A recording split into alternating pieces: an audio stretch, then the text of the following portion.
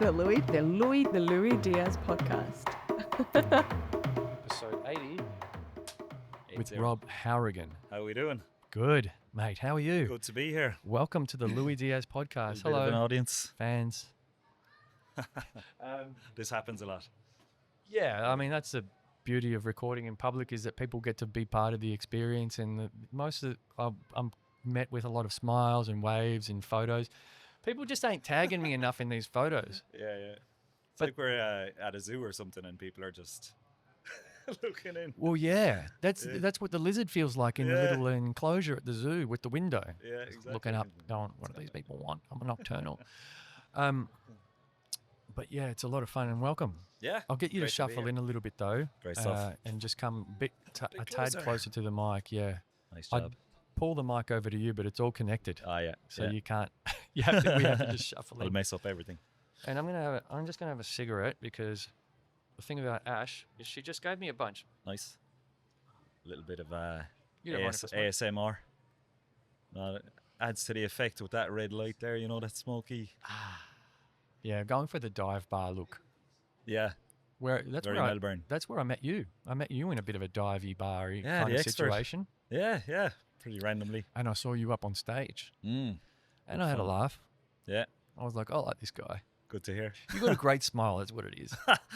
Get away with it. Yeah. Yeah. No, the expert. I actually, I was on 2 minutes to kill at Goff's there, and you win a spot. You go up against other comedians, and then you win a spot at the expert. Right. But like since I'm new, obviously to Melbourne, been here just over a year, and didn't know what the expert was. People were like, "Oh, the expert, yeah, you going to the expert?" I was like, "Yeah, the expert." So I was there looking it up, and I was like, "Oh, this is pretty cool." You're So new then- here in Melbourne. Yeah, just over a year. Over Oh, a year. I thought you were born in St Kilda. Nah, that was one of my jokes. I know. Yeah, it's a hack one, isn't it? Sorry.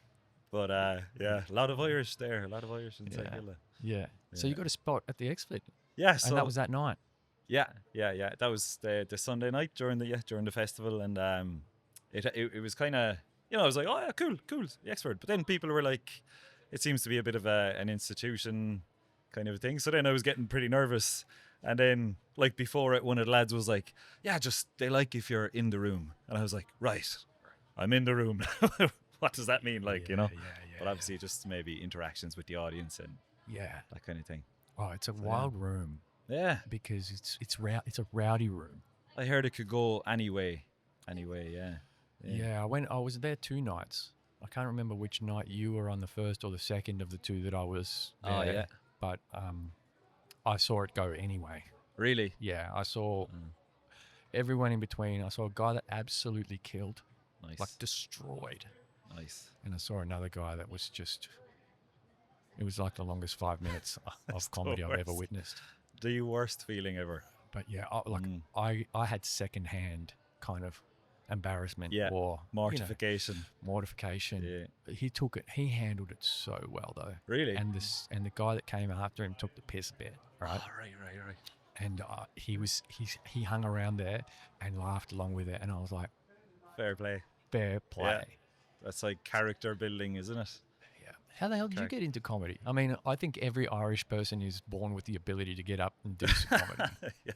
I don't know. Definitely not. Like I think my uncles, when I was growing up, always like telling jokes or anecdotes, just in the kitchen.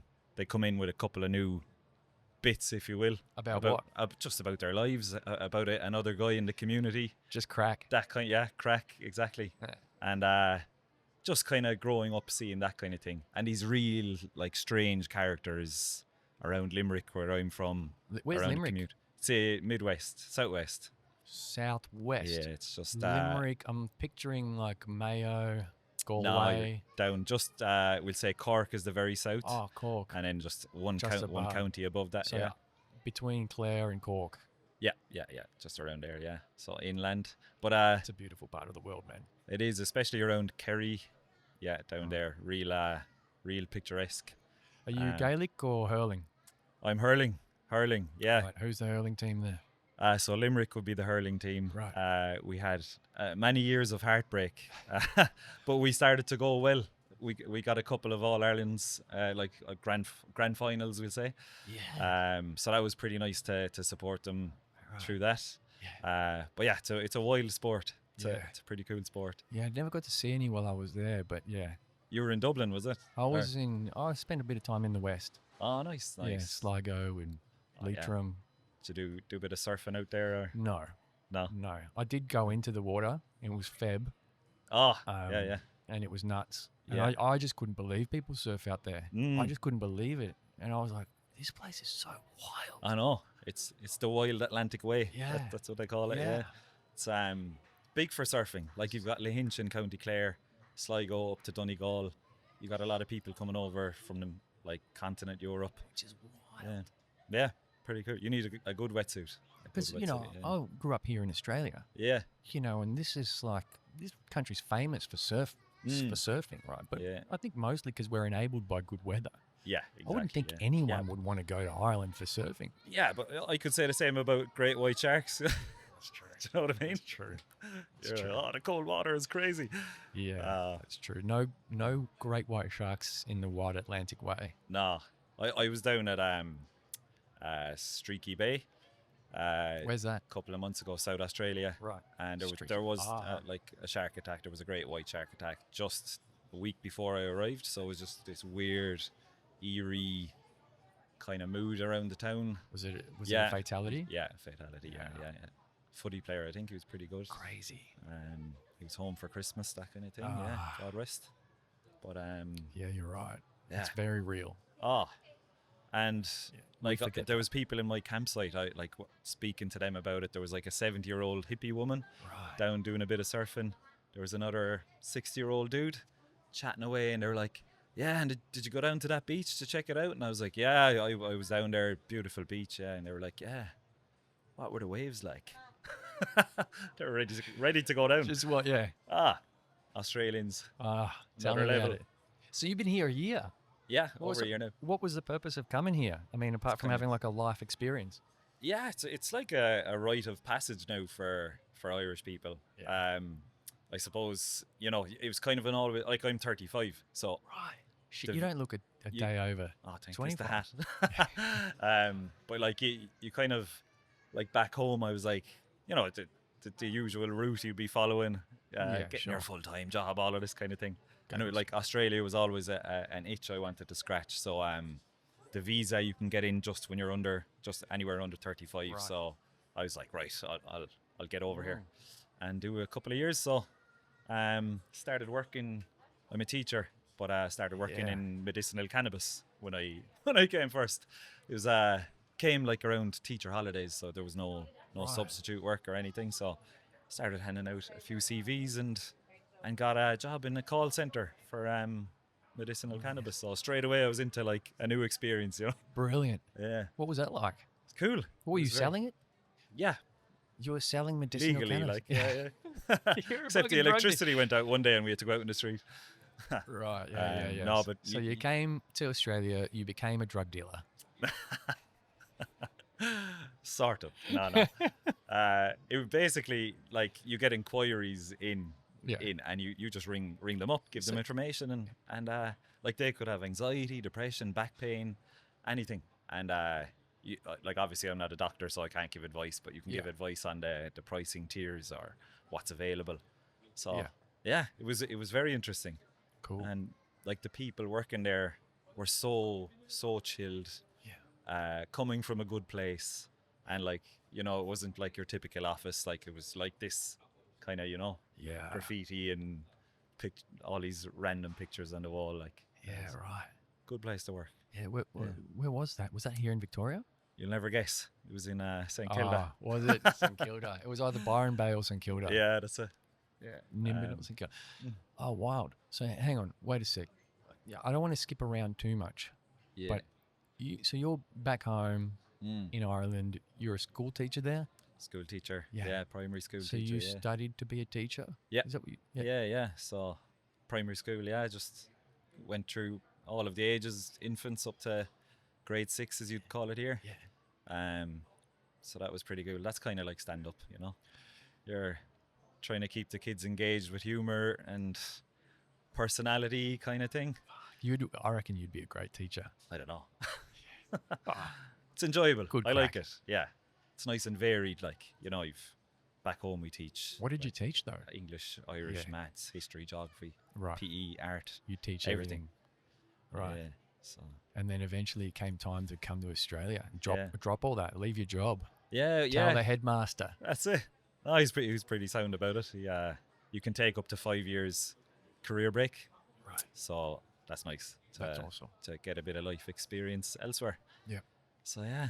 You, I was messaging you about being on this, and I was like, "Oh, mate, I'm kind of a bit full back to back until September. So could we tee it up then?" Mm. And you were like, "Oh, I won't be here." Yeah. I was like, "Oh shit, Mm. we should do this soon or now." And then there was a gap that opened up. Oh, nice one. Yeah. So I'm stoked that we were able to make this happen. Say yes. But it seems like like it's just of such a.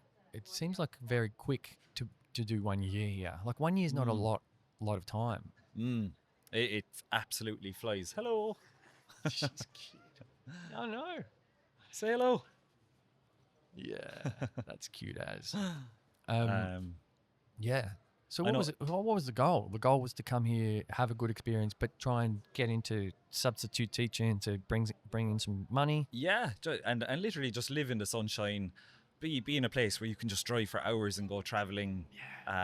Different. It's it's obviously not too different. Like it's not too hard to get used to the culture over here. Like it's not much of Not a mad culture shock. No. Especially if you're in St Kilda. Yeah, It is exactly. Yeah. The Irish capital of Australia. It totally is, like, isn't it? Yeah. Like everywhere, you can just see Irish heads everywhere. Like I'm very good at spotting them. Maybe you are. I'm not sure, but I lived in St Kilda for 10 years. yeah, we all have rosy cheeks, kind of. Yeah. Can't really grow beards properly. Yeah. Always looks kind of scraggy or sleepy. It's funny because I was walking down Barclay Street one day from like where the theatre is, right Yeah. down to where Ackland Street is. Yeah. And that whole time, all I heard was French and Irish. And I'm like, Yeah. this isn't like, Not Australia. this is not Australia. It is funny though, isn't it? Like we just flock to the same community, but Yeah. like when you think of it, all the Greek communities over here, That's true. Colombian. I live beside a Colombian cafe, and it's hopping every day Yeah. up until 10 o'clock at night. There's people out drinking coffee and everything. Where's that? Colombian cafe. It's South Melbourne. I Right. think it's called Linda's Place or Right. something. Yeah, it's one of these places without a sign on the outside. Had you ever travelled much before? Yeah, like back home we have 2 months off for summer holidays, so Right. perfect time to travel. Like, Summer holidays in Europe too. yeah, Bang. perfect. So yeah, did a lot of like obviously the States, that kind of thing. Went to Sri Lanka, was probably one of my favorites. Serbia, pretty weird, pretty cool. A rough diamond, Really? Yeah, You're a traveller. traveler. Yeah. Oh no, that's Traveling man. brilliant. Yeah. But and teaching is a great profession that enables you to travel. Like you said, you get 2 months off every year. Yeah. Paid. yeah, exactly. If you've got like your full-time job, you get paid over the summer, which is pretty sweet. Yeah. Yeah. Yeah. I know people that are teachers and they're like, oh no, it's hard. It's really hard. Oh, it The is. kids are hard. Yeah. But I'm like, yeah, but you get all this time off. It's like, Yeah. A lot of people say that, and you're like, yeah, we'll become a teacher. It's like when you're in there, we'd say 9 to 3. It's like you're full on. Yeah, Like you're okay. answering millions of questions. You got 20 to 30 kids that need you, and you're on the ball all the time. Then you have yard duty for 15 minutes. Then you have 15 minutes off teacher lunch, and you're back in again. It is pretty full on. But look, sure, Yeah. a lot of jobs are like that. why did you get into teaching? I don't know, to be honest. I Yeah. just think like that. When it's your gut feeling, and it's like what you gravitate towards most. That was what was jumping out of the list. I Right. just liked the idea of, teaching kids would be fun. Teaching like history, geography, PE, all of that is just like a fun thing to do, And so yeah, what's this little present? He's just left me a note. All right. What are you doing after the recording? No. He was the guy that was kneeling down there for a while. Yeah. He's just had a bit of a read. And left me. I know that's very kind of him to do that. He's left his details there. Pretty cool. Um, Looks like an interesting. He looks French. you know what? So many interesting people. Especially around here. Yeah. You know what I love about this podcast is that you get to sit down with someone for like 2 hours and unpack. You know, like I'm talking to an Irish school teacher, you know, but then we start to get deep into some of the stuff, and then we get to the real stories. Yeah. And it's like, on the surface, everyone just looks so normal. Yeah. But then when you sit down and spend a bit of time with them, you're like, you've done what? You could easily just grab somebody off the street here. I've had a few people off the street. Have you done that? Yeah. Well, Peter, who you met before, he came in off the street. So I was recording with 2 comedians in, I'm going to say October last year. And Pete comes in halfway through one of the recordings. I'm changing the battery or something. And he's like, mate, can I do this? And I'm like, yeah, but not today. Yeah. And he's like, it's got to be today. And I was like, well, I had to go and buy another SD card Oh, yeah. in order to make it happen. And then he got me to take my equipment down there. We did half hour. It was awesome. All right, yeah. He's good, good high energy, like. Yeah. But this guy's stories, his energy. It's like, God, this is addictive. Yeah. So and then maybe 2 weeks ago, I had another sort of very rough kind of homeless guy come in and sit down. I had a guest that cancelled that afternoon, so I was just sitting here. I was like, I'm going to record maybe a trailer for the podcast. So I was here writing a script, and I was going to perform this trailer, and this guy just comes in, sits down, and goes, and I was like, You've got some stories. fuck, all right, let's do this. You know, we picked up the clapper, pressed record, Brilliant. clapped it in. We had a full-on D&M. Ah, It was like telling me his full-on life stories, and it Unbelievable. was trauma. Yeah. You know, it was like being sent to protective care from the age of 3, and he starts talking about his mum. He starts crying. By the end of it, we're joking and laughing together. He gives me a hug on the way out. unreal. It was unreal. That is good, like, because obviously your first impressions, like, if anyone would see him on the street, you're just like, and then you get the real stories then. Oh, you look at his hands, you know that there's been punches thrown as Yeah. well, and you're wondering, what does he want? Like, does he want to throw down? Because he's going to kick the shit out of me. You know what I mean? Using your microphone. Because I'm dead. I'm doomed. Oh, funny. But it's good fun. It's cool that, like, do you know the way they say, like, men play golf so that they can talk to each other? They have to be doing something. So that, I think, like, it's a good addition to have this street here, so you can kind of dip in and out the conversation and then comment on what's going on and then back again. Yeah. It adds such a good vibe. And like I said to you before, it's good to get you in here to do the most Melbourne podcast ever. Yeah, apparently. 100%. It's been called that a few times now. Ash, who was just sitting in that chair before, she was like, this is in 15 years of living here, this is the most Melbourne thing I've ever done. It came up on my feed one time, and it was just striking straight away. Do you remember who you saw? It was Sean Collier, I think. Ah. Yeah, he was actually in Comedy on Tap last night out in St Kilda, the comedy club that I'm involved in with Gabe, who runs it there.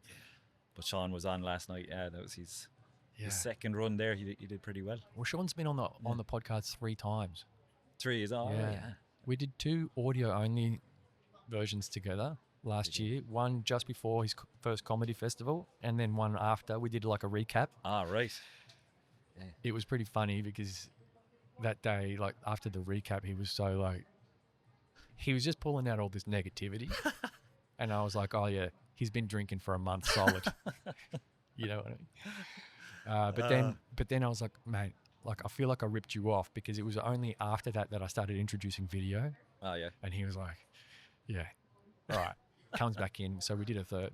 But he's been a great supporter. But so that takes me back to that first question. I'm sorry I'm jumping around so much, but like, you got into comedy. Yes, that was the first question. The uncles were...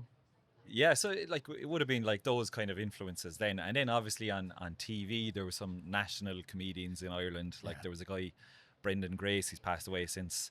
But like I remember I went to see him live and got like a signed VHS from him, you know. VHS. And like, you know, I was a kid at the time. I was like, this is like amazing now.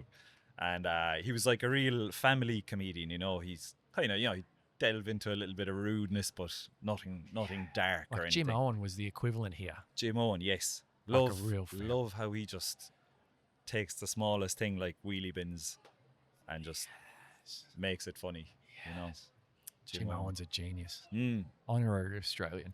Yeah, he's like a citizen here now, isn't he? Yeah. I've seen him in St Kilda. Ah, yeah. I saw him at the skate park. This is random here, a wedding. Yep.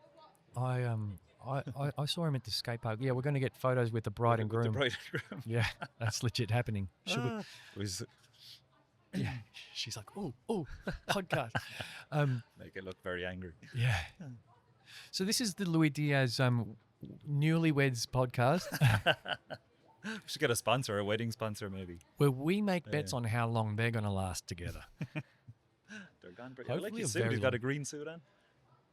The Irish. Could be. Yeah, is that Conor McGregor?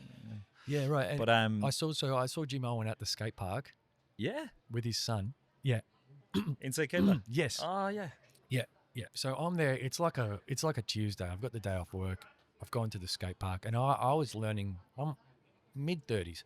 I'm learning how to just cruise around the skate park, right? And I went there on a Tuesday because I was like, it's packed on the weekends. Yeah. And there I am, sort of just cruising around, getting used to like not eating shit. Mm-hmm. And I look over. I'm looking at the bowl, and there's a guy there, older guy, bigger guy. That's Jim Owen. No way. And I'm like, is Jim Owen about to drop in? Jim Owen dead set drops into the bowl. No way. Like, this is a guy I idolized as a kid. Yeah. He was always on TV, and there he is doing the coolest thing I've ever seen Stop. anyone do. No. The guy can drop in on a skateboard. He's very tall, like Yes. he's a big man Yes. and Irish, so we not really known for skateboarding or. The guy, I think I went up to him and said hello. Yes, I did. I went up to him and said g'day, and I was like, "Gee, Unbelievable. what's the go with this?" And he's like, "Oh, my son wanted to come here, so I learned how to, No way. What a man. Exactly. Is he living there? Is he living around He here? must live around somewhere. Ah, right. I always Bayside. had it in my head he was up Sydney direction or something. Maybe. But yeah, that's interesting now. Yeah. That's something I would have never thought. Never. Yeah. Never. Oh, I yeah. had to double Oh. take. But his comedy is so good with his use of facial expressions and observation of the little things. He made an Australian film called The Craic. Really? Yeah. Ah, You've right. got to see that. Must watch that. Yeah. Yeah. Yeah. Jim Owen's Aussie movie. The crack. As in like CRAIC. All right. Yep. Pretty cool. Yeah. Yeah. Sorry. We interjected. So Signed VHS. you got the signed Yeah. VHS. Um That's Dave. For anyone that's listening that doesn't know what a VHS is, yeah, oh, yeah.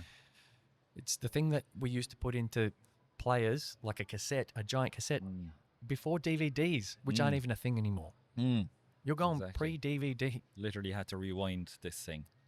Yeah. With your It was hands. I was like in shock that I met him in person. Yeah, do you know, you see him on national TV and stuff. And I remember he said something very witty to me and I was like dying laughing. And so that was like, I suppose, a big influence, I suppose, watching him, you know? Yeah. And just after that, like never thought I could do, I'm like open mic comedian, like, but like I never thought I could just get up on stage and do that, you know? Obviously that was like another level what he was doing, selling out large audiences of a couple of thousand people, you know? Yeah. But then I suppose like in school and stuff, I wasn't like a class clown or anything. I was just quiet, reserved, that kind of thing. Yeah. But just kind of observing things like and find humor in like some of the other lads that were making fun or whatever. Yeah. And that was it. Like I then moved to Cork, which is about an hour from my hometown, and I was just working down there, living with a couple of lads, and there was a good comedy scene there. So, you know, good few nights of the week you could head out for comedy. And I remember going to this like amazed. I was like, these lads are hilarious, and it was just 5-10 minute slots, open mic kind of stuff. And I was looking, going, these are pro full-time comics. Like, Was it a comedy club? kind of, comedy club, but like, you know, there'd be new guys and Yeah. seasoned guys there as well. Like, In Cork. yeah, maybe like 40 people, 50 people in the room. Great little spot, intimate. What was it called? Coco Comedy Club. It's still there. Nice. Yeah, it's so good. So I used to go there a lot. I'd be dragging my housemates. I'm like, let's go to the comedy again. Yeah. And even if they were telling the same jokes, I'd be like dying laughing Oh, again. really? Just really appreciated like the ability of someone to go up with a microphone and just make everyone laugh, you know. Yeah. So that was like kind of a time I was like, right, these lads are just like working in mobile phone shops or whatever and doing comedy at night. I was like, I have to do that. That's brilliant. So that was How long kind ago of was that? that was like 2015, 16, 17, okay. yeah. And then like I kind of started like, I suppose around then I started writing like maybe trying to like just like literally 20 minutes I'd like try and write a few jokes, realize it's actually quite hard, and then I just stop for like months and then maybe get a notion again, might wake up late at night writing something down, you know. So you were just writing material, like, you know, incognito kind of. Yeah, absolute terrible stuff. Like did not, anyone not know funny that you in were the slightest. working on this stuff though? No, just in my own head I'd be like, oh, someday I'm gonna do stand up. How did you know it was bad? Because I've tried some of it and it's terrible. Right.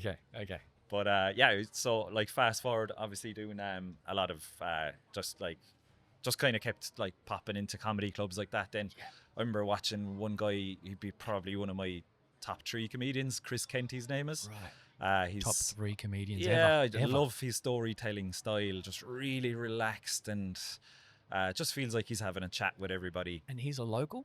He's from Cork. Right. Yeah. And he seems to be on a good bit of momentum at the moment. Selling out shows all over Ireland. He goes over to England a lot. Dream. Been to Australia a few times. So yeah, he'd be one of my top 3 now. And I remember seeing him like in the Coco Club, just popping in, working on a bit of material as well.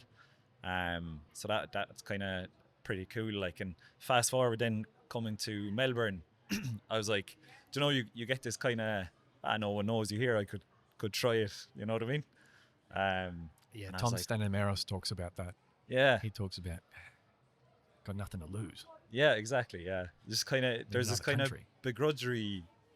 It's probably in your head, like, you know, back home, this kind of begrudgery thing in Ireland where it's like, who does he think he is? Does he think he's funny? Does he? Right. Okay. Is it like a tall poppy syndrome kind of thing? It's probably, you know, most of it is in your head as well. Like people are obviously happy if you're putting yourself out there and stuff, but seems to be less of it over here, I reckon. Like I noticed with Australians, they're more inclined to be like, good on you, kind of a thing. Right. Yeah.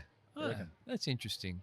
No, it depends who you talk to. I suppose. People here say that there's tall poppy, that we suffer with it a lot, but the Kiwis apparently suffer with it intensely. Really? Yeah. Oh, right. It's the Kiwi comedians. Okay. So I had Dan Brader tell me. Dan, I had Dan Brader on episode 54, and he was telling me that it's a lot like that in New Zealand. Like, who do you think you are, kind of thing. Okay. But then apparently when a comic goes overseas and does really well and comes back, they're like welcome with open arms. Right. Okay. So you have to leave the. You've proven yourself. You've proven yourself over there. Gone to war abroad. Yeah. Yeah. Pretty cool. Yeah. Chris Kent. Yeah. It's a funny dude. So that's, and he's in your top 3. And, I reckon and so. you had access to him at Coco Comedy Club. Yeah.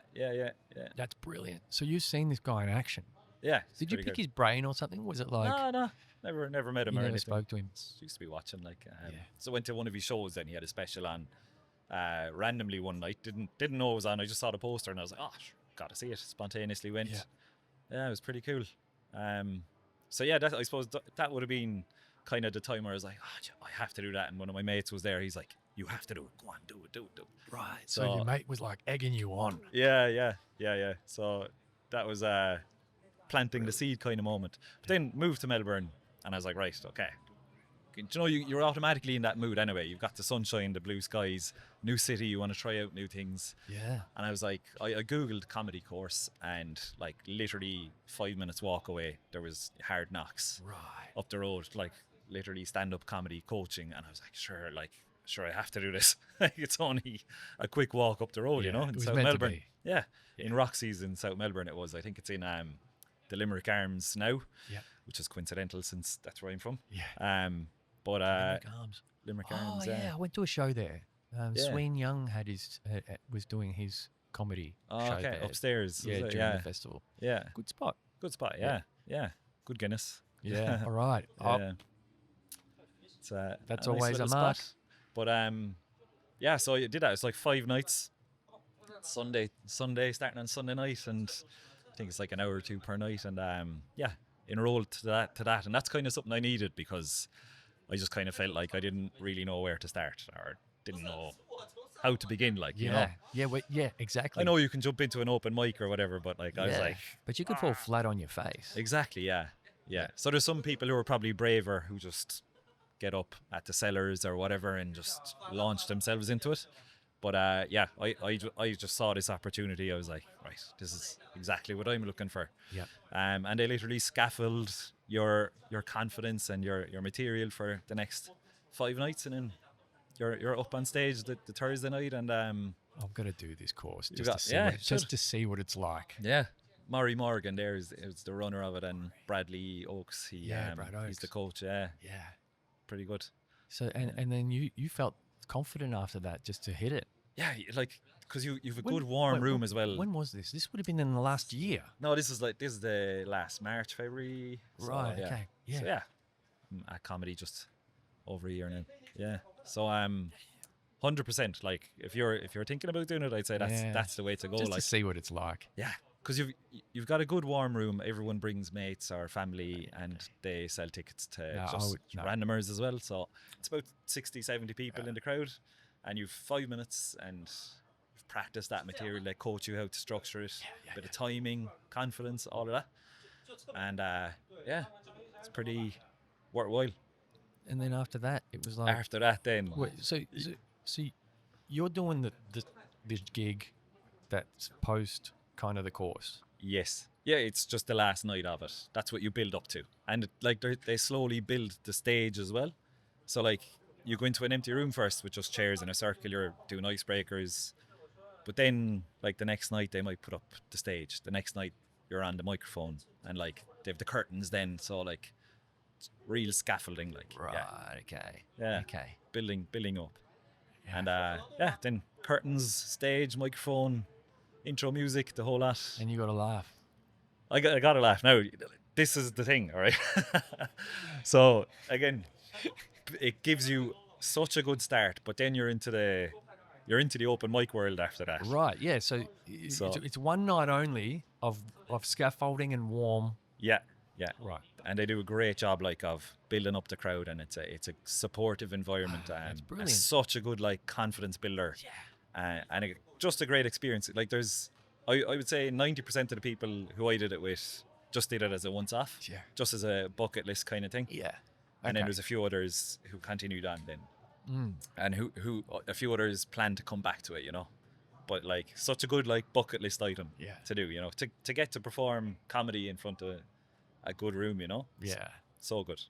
And then I remember going to like open mics after that and doing the same set, but like you're kind of like dazed, you know, because you might have like 5 people in the audience some nights. There could be like 20 people, but they're only there for a drink, and it's different, and that's like where Whoa. you start putting in the reps then, I suppose, you know. Yeah. That's And again, I'm only at it a year, like, so still like total amateur, you know, but it is great to see how much I've progressed now. If I look back on videos of myself and stuff, just my stage presence and confidence and jokes even, you know. And you won. So fast forward to like this comedy festival. Mm. You won something. You mentioned it before. No, that was like just one night. Tom Stamineros, Stephen Bradshaw, and Ned Townsend were doing like in Goff's 2 minutes to kill. So you're up against 10, 15 other comedians, and you've 2 minutes to 2 minutes. Yeah. Get the audience to laugh as much as you can. Yeah. And you get a spot in the Exford then. Yeah. Yeah. So I got Well, my if you spot win- from that. If you win, If you win, you get the spot in the Exford. Yeah. that's pretty awesome progression. That was cool. Yeah. Yeah. To get to winning 2 minutes to kill Yeah. and Yeah. ending up at the Exford. No, it was a good buzz. It You know. sounds like you're just going. You know, It's not when like you this walk was up a massive competition now, right? Yeah, but still. Yeah. No, it was You it know was what I mean. cool to be in competition, you know, like Yeah. that. Yeah. And in the expert, then I was hit like good reputation and everything, and then I was like, oh my god, the expert. Okay. Yeah. It's got an amazing reputation. Yeah. And you've performed there. Yeah. It was pretty You're cool. not going back to Ireland the same guy that left. Oh yeah, yeah. It is mad actually when you think of it like that. Yeah. You're different. Never now. did stand up and Never sold drugs before. cut that out. Primary school teacher. I'm sorry. It was all legal. It was all legal. Yeah. No, but that is like, I remember when I was coming over here, I had a vision of working in a cafe down by the beach. Yeah, sure. And I was like, that'd be like a nice, chilled Australian thing to do. Yeah, learn how to surf, maybe. Yeah, exactly. Get sunburned. Do get sunburned a lot. And then the medicinal cannabis was, again, crazy experience, like something I never thought I would be doing, you know. Yeah. And then obviously the comedy. So yeah, two solid things, two solid memories to think back on when I'm 70, you know. Well, that's the thing that I kind of wonder. Like when I speak to someone like you, like in the situation that you're in, and the growth that's occurred in this, 12, 18 months or whatever it's been that you've been here. How long's it been? It was it 2 years or? November before last, actually. Right. Okay. Yeah. So it's been a year and a half. Yeah. Is that you talk about like being 70 and looking back at this, but then now what I think is that you've now developed this this cadence of going outside of your comfort zone, doing things that are like way outside of your expectations. You know, having them become part of you and your story. And then, like, for me, there's a fear of, like, well, you're just going to go back home and just, you know, think back to that time that you were in Australia where you did those things. You know what I mean? Like, different life. Or what do you, or do you try and carry some of the momentum that you've built from, like, doing all these new I things can't wait. back over? You can't wait to do it at home. Yeah. I can't wait. Like, go back to Cork and try it out in Limerick. I think there's a new one after being set up in Limerick there. Looks like it's going pretty well, and Dublin and that. Yeah. And then you've got Edinburgh as well, you know. Oh, that's right. That's only up the road. It's up the road, across. What's that sea? Across the water. What's that water? Irish Sea. Irish yeah, Sea. Across the water. That's like a 1 hour flight. Yeah, it's pretty max. short. Like, if you go up to Belfast, if you go up to the north of Ireland, you can almost see Scotland. Oh, like, right. You know, on a good day. Yeah. you know? Okay. Yeah. So over to Edinburgh, and like this is something that's that you'd huge learn festival. from Melbourne Festival, because I thought like, obviously being new to comedy, didn't know much about the festival, all of that. Like, I didn't realise myself and Gabe from Comedy on Tap there, like, he's also Irish, and we were like, we should have entered a show for the comedy festival. We should have set up one, you know, like an Irish duo one, you know, because you would have killed in St Kilda. yeah, and like Comedy on Tap like has been going since October, so like that's selling out every single night. Great atmosphere, you know, underneath an Irish bar, and like judging by that, those crowds that we can draw, definitely the festival would have been a good shout, you know. So like looking at that, and then sure you could take some ideas and use that in Edinburgh. Yeah. Just keep working away in. Yeah. So you've got a plan to continue on and not just look back when you're 70 and go, I did that when I wanted. Oh, definitely, because like I love it, you know. It's like, even if you're thinking of jokes or kind of working with jokes, it's like a good mental exercise, you know. Or like get up in the morning, listen to a bit of music with a coffee, write down a few jokes. It's good mental training, I think, and it's good to keep the mind occupied, you know. Like, I would say work during the day. I love running and fitness, and then the third kind of thing would be like comedy. So I think it's a nice little writing jokes. last piece to the jigsaw there, you know, for in terms of hobbies and keeping yourself busy. I saw one of your reels, and it was about the airport out west. Oh yeah, knock. Such a bad joke, it's good. Yeah, You said it. yeah. It was Such good. an innocent joke, you Yes. know? Yeah. Yeah. Oh yeah, I I feel genuinely. like that's the school teacher in you.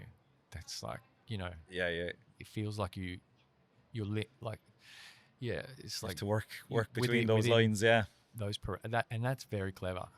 Like you said, like those family comedians. They're the best. Yeah, it's hard though, isn't it? You Yeah, know, I 'cause- love the Bill Burrs and I love the Chappelles, Mm. and you know they go into those adult areas, Yeah, yeah. but it's like it's the Jim Owens that you really. Yeah. It's the ones that Sometimes that inspires is the very kids. hard, like because you automatically will go for the shock factor, you know. So like that's why you'd have so much appreciation for Jim Owen, like just being able to work within those parameters, like keeping it clean, you know. But then also the people who can get that balance between the real dark stuff and still having that kind of playfulness with the crowd, you know, Yeah. to make it look like they don't actually mean it, you know. Yeah. Um, What's like the funniest thing that you've observed in your time in Australia that you wrote a bit about? oh, Because I can imagine like the culture shock, if so to speak, of going somewhere new, just like the brain's just firing with like, oh my god, yeah, you know, that's a bit. yeah. As soon as you land, there's bits waiting for you at I the suppose, airport. yeah. Like I remember my first day, somebody said, "Oh, how hot is it?" And I literally took out my phone and told them how hot it was. I was, oh, 23 degrees. Then. And they were looking at me like, "What's wrong with this guy?" You know. I really didn't get that was a phrase. Yeah, yeah. So yeah, there's a lot of phrases in Australia, a lot of like turns of phrases. Yeah, that you just take a while to get used to. Yeah, You know? how good is it? How Yeah, good is it? Yeah. Yeah. Very good. Yeah. That's it. You know. And likewise, if I say things like people like looking at me like as if I have 10 heads, you know, like we call runners tackies, you know, Right. they're like tackies. Yeah, no. So you have to, in your first month, you kind of have to really adjust. Yeah. Speak a bit slower, speak a bit more clearly. Yes. The last day. That was one thing in Ireland that got me. The last day. I was like, Oh, the last day, yeah. Which last day? The last day of what? Really? Yeah. Oh, it was you. I was like, the last day of summer? Like, Yeah. which last day? Oh, yeah. Oh, the last day. The last day. Don't leave me hanging here. Tell me which the last day. All it means is yesterday. That's how they refer to yesterday. It's like the last day. Yeah. Oh, man. That's funny. Yeah, the culture differences are important. But yeah, I'm kind of like, do you ever sit there and sort of think like, I'd like to do this professionally someday? Yeah, Do this you is... have that? Do you know that kind of thing where you're like the imposter syndrome and all that? Like even doing a podcast, I was saying that to you. You know, it's just sure. like you have to get over the imposter syndrome and just go, yeah, you know what? Yeah, we'll do it. But By the way, I have to get over it too. yeah, Yeah. that's it. Like how long are you doing this? I started podcasting 6 years ago, and I've been Really? doing it solid for 2.5 years now. Nice. Yeah. Yeah. And so do you still get it? Yeah. Really? Yeah, sometimes. Because it's like Yeah. the impression I got straight away is like so well established. Obviously looks the part. Keep talking. Yeah. Pump it up. And then that's interesting that you still have imposter syndrome, which is probably a good thing. Well, you know what pulls how I'm able to quell the imposter syndrome a little bit. The beautiful thing about it is the headphones. Oh yeah. Yeah. When I take the headphones off, You can hear reality. I'm out here, and I'm exposed. When I put the headphones on, and all I can hear is really just you, it's like I'm talking to a mate. Yeah. And it's like I'm Isolates it a bit. talking to a mate in a cafe or in a bar, because that's where we talk to our mates, right? Yeah, exactly. We don't really talk to our mates on the phone much anymore. We always meet them at the pub. Yeah. Right. So it kind of quells that. Yeah. But there's been times when I've sat here, like I've mentioned earlier, where I've had to wait maybe an hour or two for guests, where I've sat here going, who the fuck do you think you are? Spotlight. Yeah. Yeah. Yeah. Who do Just you like a think? zoo. Yeah. Yeah, and I think I told this on the episode with Tom Standup. So my first hater type comment was, yeah, look at bro thinking that he can do a podcast or something like that. And I was like, I actually agree. Thank you for, I feel seen in my imposter syndrome. Who are these people though, you know? It's like just scroll on.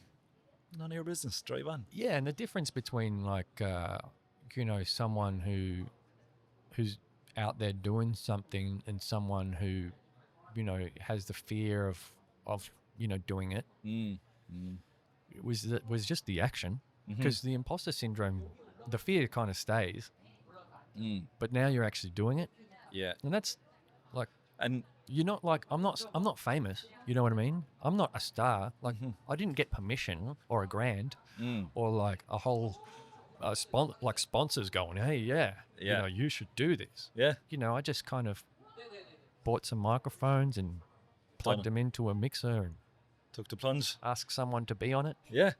And And I begged. that was funny the way we met, actually, wasn't it? I was literally after coming off the stage, and we were just chatting. It was loud enough, wasn't it? Yeah, it was so loud. Yeah. I love that room. And then chatting away to you, and then I realised, I think I was in the bathroom after, was it? And I saw the follow come in. And I was like, oh, sure, it's the podcast. Yeah, sure, I know this. That was so wild at the Exford, because that happened with Dan Borman, Kiwi comedian, as well. I was sitting with Dan Brader, and we were just having a chinwag. And Dan, he's so good. He's always, really talking positively about me and what I do. Very good. And he's like, oh yeah, meet Louis. Oh, Dan, this is Louis. Meet Louis. Louis's got a podcast. Dan Borman goes, I've seen you before. Yeah. That's wild. Yeah. That's so distinctive though, isn't it? Like, got this and the graffiti, hose your lane. Yeah. But that's the wild bit when like people have seen you. Yeah. And I'm like, no. You went, have you? I was like, yeah, of course I have.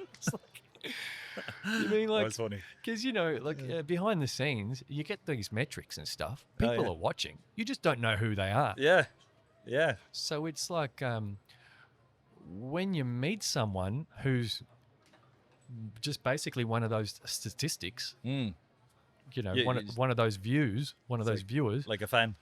You're like, it's like you've just found a Pokemon or something. Yeah. And you've like appreciation. You're like, I appreciate you, Yeah. I suppose like every follower you have, you're just like appreciating that, Yeah, it's nice. It brings the human element into it, because it is, a lot of this is very behind the scenes.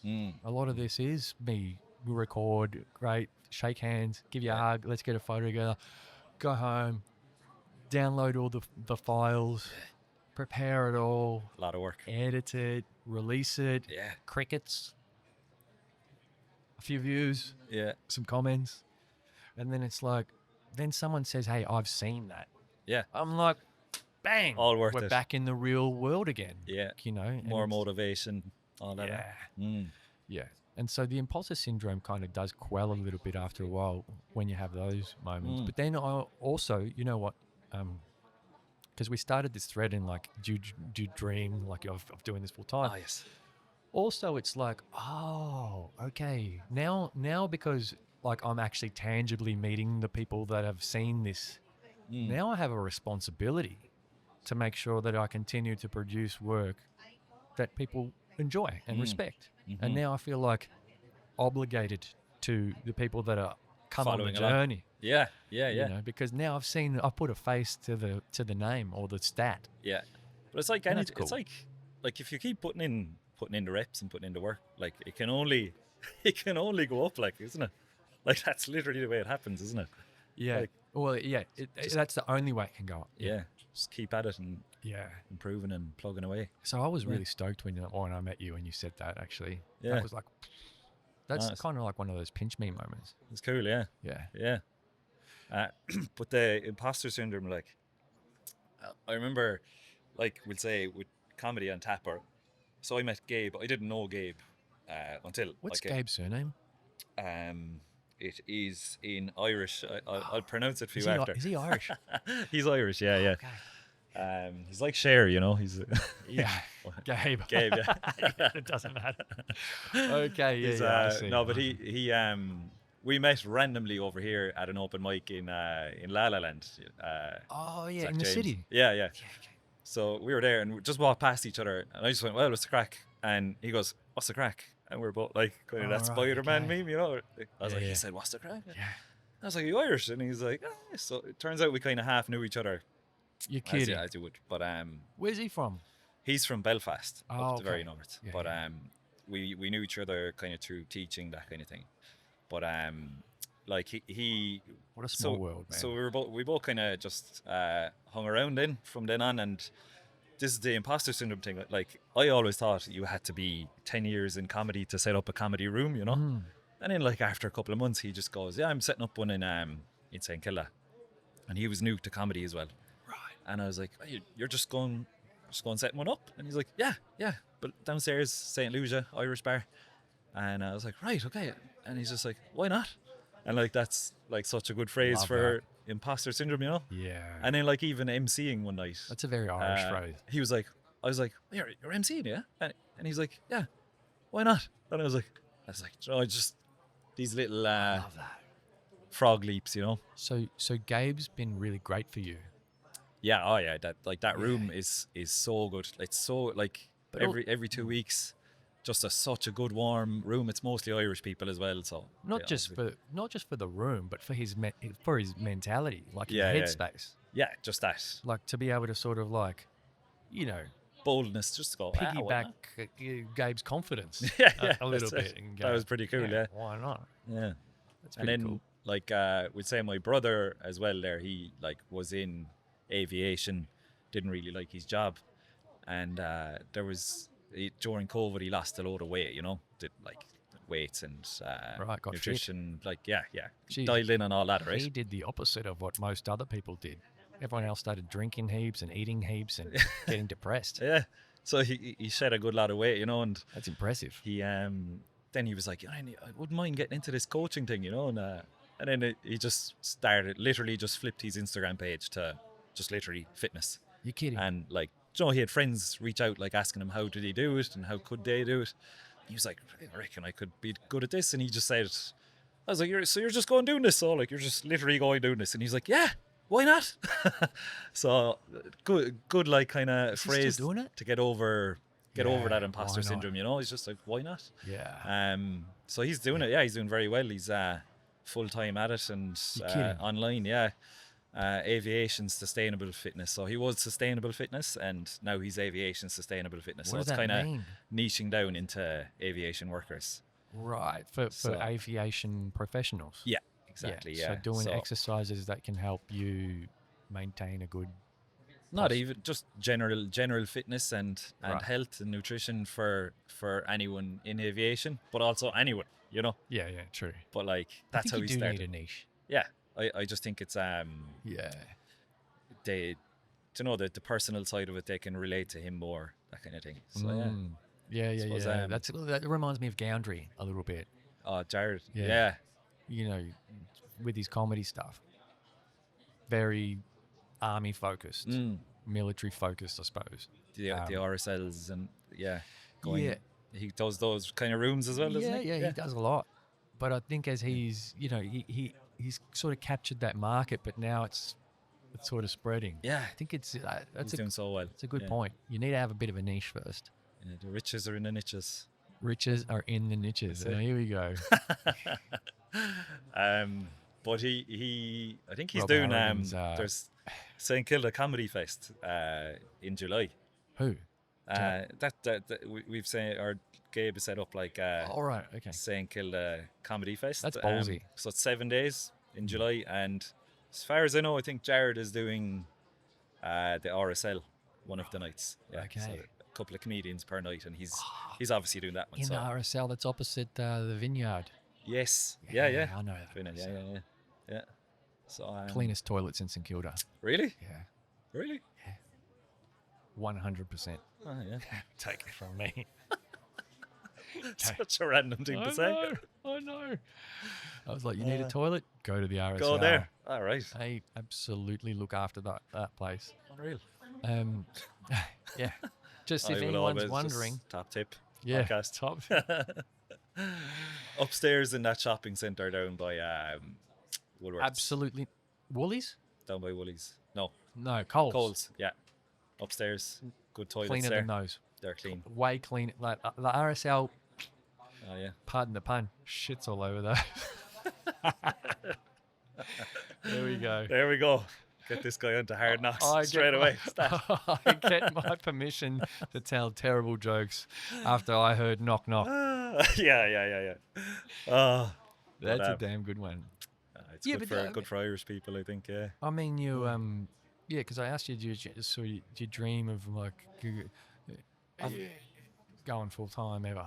Yes. So like, obviously, since I was a kid watching stand-up comedians, like you're just like captivated by how one person with a microphone can obviously make a whole room laugh, like 1 hour a night, Make a living. and that's their living. You know what I mean? The most fun ever, and especially like the creative aspect of That's it, like true. the way it's like your own thoughts and your own creativity. Yeah. And then you're just producing that on stage. That's like obviously living the dream, you know. Yeah. But Yeah, that is. like, and in terms of improvement, like the obvious answer that you hear, like I think Jimmy Carr and Ricky Gervais and all, and like I know Jeremy Dooley, I was talking to him there last night. He like literally going for it, you know, going for it full time. That's obviously the key, like, you know, just go at it, 2-3 gigs a night, keep repping away. Then obviously put on your show, put on your special, take it around all over the place. So that's obviously the pathway, like that, you know, hard work works. Yeah, it does. But whether to really go for it is the next thing, you know. Yeah, well, I guess you'd probably need a bit of financial backing. Yeah. And like, I reckon I need another couple of years, like, before, you know, fully going for it, you know. Why? Build up more material, Material. more experience, that Yeah. kind of thing. Yeah. Like, just even in the festival though, with so many opportunities going on, like there was gong shows, 2 Minutes to Kill, like Mark O'Keefe there, he's a comedian from Cork. He was doing his show in the Cellars before Joel Temperley there. So that was cool to open for him a couple of nights there, like 10 minutes opening for him.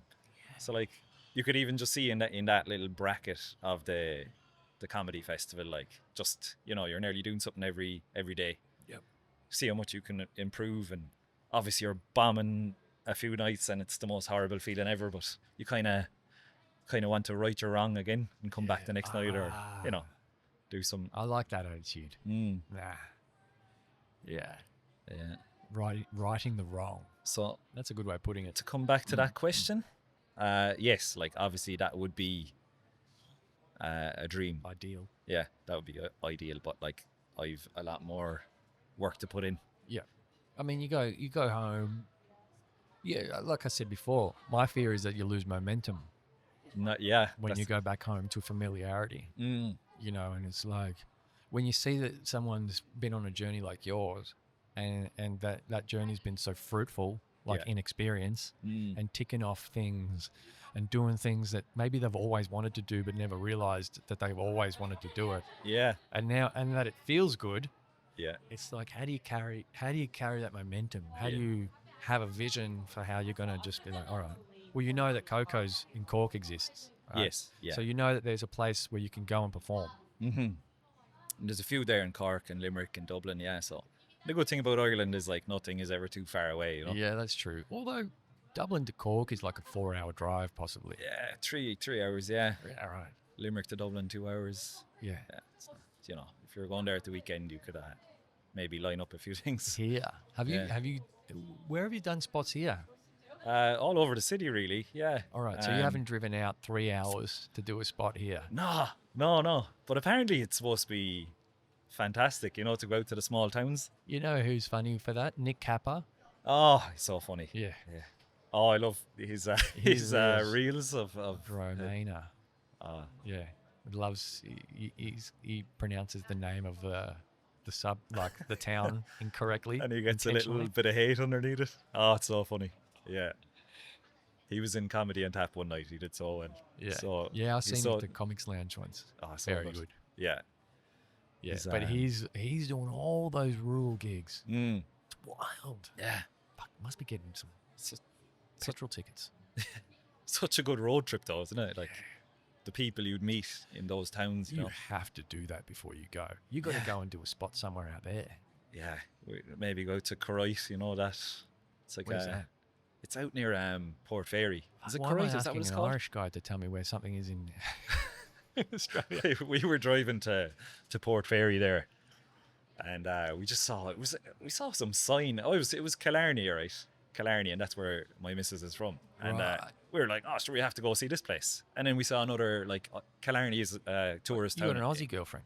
No, Irish. All right. So Killarney is like a tourist town in Ireland. Oh, And we it's got saw, the same like- name here. Yeah. And then we saw like another, like Fitzgerald Street or something. Like, this is a small country road. And next thing, all these Irish names were popping up, and we're like, okay, it's definitely like an Irish settlement. And it turns out it was, like, Port Fairy used to be called Belfast, and then Craic is an Irish settlement, and there's an Irish festival there. And so I was chatting to Gabe about it. We should do a little show there, maybe sometime, little Irish themed one, maybe. But it would be cool, like, to head out. That'd be awesome. I drove to Uluru there before. Oh, you have? Yeah. And like Coober PD and all of these little places. So you've been out So there? cool. Oh, yeah. Loved it. Imagine doing stand-up in a cave in I know. Coober PD. Surely it's been done. Yeah. Yeah. Coober PD's a captivating place. It's like Max. Australiana. Yeah. Like, it's one of the top bloody... You're in Australia, mate. Yeah. It can only... Opals. Because I got there, like, I was obviously a landmark on the way to Uluru. I was like, I'm Yeah. going to stop here now. Yeah, before you head north. Rented a little camper van, so I was pulled into a little small campsite. And I was like, okay, right, it's... when you look at it, it's like, yeah, you could see this in an hour. Next thing, I stayed there 2 nights, I wasn't planning on staying that long. Yeah. But it's kind of like a place that sucks you in, Yeah. You just feel like you're in a Mad Max movie. And Oh, yeah. Well, I think they filmed a lot of Mad Max out there. yeah, they've some of the props left over. It's cool, like underground church, Ah, underground bars. it's wild. Yeah, amazing. And the way the rooms stay the same temperature, they just have a hole, 2 holes in the roof, Right. and it just automatically balances out all the time. That's So cool. Yeah, that's really cool. No need for aircon. All We're back. How was that? That was so necessary. Were they clean toilets? Clean as Not as clean the as the RSL? RSL in St Kilda. They need to up their game. I'm full of useless facts and information. Give us another one. I just... but they're definitely among the best toilets in Melbourne. It's funny though, isn't it? When you come to a city, you just know straight away where to find. I wonder, is there an app? Well, it's necessary. It's necessary to find good, clean, safe toilets in this It city. is. Yeah. Because, there's so much to do out and about, and we love drinking here. But you can't just, pee anywhere. You need to have a map. A ritual. Yeah. You need to know where you can stop in on the pub crawl, in between pubs. Have a good spot. Yeah. Exactly. There's surely an app, is there? There has to, Yeah. I think that could be a business idea for us. Maybe. Yeah. Maybe cut that part out in case anyone sees it. What would you call it? Which bit? The app. Oh, that's a good one. Pee me? Pee? What colour have you got there? Poo. Oh, you might need to do number 2s. Oh, yeah. 1s and 2s near you. That is good. Perfect. 1s and 2s near you. Great. Heard it here first. Yeah. $1 million idea for anyone listening. Who's the comedian here? Was it? Well, yeah, I think I can really relate to when I have a lot of comedians on who talk about how they got started in their journey. Some of them, like Caleb Highland, is one who talked about Caleb, good like having a bit of a traumatic upbringing or things weren't great at home necessarily, and he learned to sort of overcome that when he realized that he could be the class clown, and then he started using humor intentionally to sort of coping mechanisms. as a coping mechanism. And I totally that was me. Yeah. I never sort of dreamt of doing stand up though. But like for me at school, when I went through stuff, and then when I realized that somehow I could avoid going through stuff, and it was by being relatable to them, by being funny, Yeah. and the other thing that I Shining did, some humour on it. Just a bit of light and, and a bit sport, of... Oh, yeah. humor and sport. Oh, yeah. I got good at footy, Yeah. and then the kids wanted to hang out. Mm. They wanted me on the team. Yeah. I was good at basketball. I was first picked on the team all the time. That's a good Yeah. way of not being the kid Yeah. that, is... Now I feel sorry for those kids, that don't ever find their way. But I had to. I had to find a way to stop the misery. But that's like the number one thing, isn't it, for kids, like young boys in school, like immediately if a new kid comes to a school, like the first couple of questions, are they good at like footy or soccer? Yeah. And straight away, if they're good at soccer, like the acceptance is there straight away, Yeah. immediately. Like, Yeah. You would see that. Is yeah. it soccer? Is it soccer at school? Because I asked you before, there's Gaelic, there's hurling, Gaelic and hurling and there's soccer. and soccer, yeah. Yeah, or football. you know. Yeah. So we say Gaelic football, so football, and then and then hurling and soccer, yeah. Right, So okay. So in soccer, Irish you soccer. call it soccer as well. soccer as well, Oh, yeah. you do? Yeah. I thought that was just an Aussie thing that all Europeans give Australians shit about. It's not soccer, mate. No, it's soccer back home, Did yeah. you And then see- you go did you across notice- England and it's like footy. Did you notice how I did that in English? It sucks up, man. Yeah. Yeah. And then Yeah. you go across the pond to England and it's football. Right, yeah. Football's coming home. Yeah. So that's a way that the kids, Yeah, you see it straight away. Acceptance straight away. Like you could have kids from a lot of kids back home from Brazil or Ukraine especially, and they'd have zero English, and then the minute they come into the schoolyard, soccer, they want to know straight away, are they good at soccer? Yeah. Imagine being a Brazilian kid moving to Ireland, of all places, Yeah. and not being good at soccer. I remember wanna be good at- our secondary school, like playing a team up in Galway where there was a lot of Brazilians, Gort it's called, and they had two Brazilians up front, and like As strikers. So like we were Ronaldo and Roberto Carlos. terrified Yeah. hearing this. They're just regular players, like they were good, but like Yeah. they weren't Yeah. Ronaldo or Roberto Carlos, like Yeah. But you were terrified. Ronaldinho. The you know? entire pre-match meeting was like, right, who's going to man those two? That's it, like yeah. You're restructuring the entire team because there's two Brazilians. Yeah, they're there with their gloves on, freezing. The skins, the tights. And, But, and the other team's advertising this, right? The other Oh, yeah. the other team's going around getting on the phone telling all the other teams that we got two Brazilians. I don't even know where we heard this, like, because But they're actually from Iran. yeah, let's just tell them that, They've got the dark skin. Yeah, Right. Yeah, they're speaking Portuguese, I think. Yeah. It's a mental game. Yeah. Let's rattle them early. Speaking of Portuguese, actually, Ooh. here we go. All right. This is the mystery food Nice. section. I love it. It's my favorite part of the podcast. This is probably my favorite food. I ate the other one. I couldn't wait. Brilliant. So my favorite food ever, I would say, is a Portuguese tart. Portuguese tart. And That's so. wash it down. A With little a bit Guinness? of, bit, I thought you were gonna. I thought you were Bit gonna of be chocolate milk. somewhat Irish. Oh, thank I you so much. literally have one of these twice a day. And you know what? This looks like a. Oh, man, that's a lot. I You know. need to get that looked into. I genuinely, yeah. Yeah. It's This actually looks like a good Portuguese tart. Where'd you get this from? just outside the National Gallery there. There's a little van, a little coffee van, a little, I don't know what it is, a little Portuguese van. It's a good one. I don't think I'd ever had a Portuguese tart until I was in France. Ah, yes. Yeah. And I was know. in Bordeaux, in this suburb of Bordeaux called Marignac. Nice. And there was this cafe there called Casa da Maria. All right. And I was like, Casa da Maria, D-A. I was like, oh, isn't it de? Usually D-E? And she was like, no. In Portuguese, it's da. And I was like, oh, so you're Portuguese? And she's like, yep, Portuguese. All right. Makes the best Portuguese tarts. Ah, A Portuguese in woman. France. Yeah. You want to get a Portuguese tart from a Portuguese. This is probably the second best Portuguese tart I've ever had, apart from Casa da Maria. My favorite is on City Road. My first ever one that I had was on City Road in a Treat of France. Little cafe there. On City Road. Yeah. Here. Yeah. You're kidding. Yeah. Never had them before. Tried one out. They're very addictive, They do though. very good ones. Ray, go into Ray there and he'll sort you out. Get a turkey and brie little panini. Oh, nice. One of those, flat white, sort you out. There's a lot of cafes in Melbourne getting shout outs because of this little food section. Oh, it's because I know I'm going to miss that place, you see, when I go home. I'll be like, oh, I just want one of those. And you just listen back to this podcast one day when you're 70. Yeah, I'll be like, remember that place? Yeah. Oh, thank you for that. I mean, the whole point of this is we're supposed to eat together, but like I can, I can, I have I can understand why you'd want to smash one. Oh, he's Rare got delicacy. a bag of potatoes. He's got a bag of potatoes.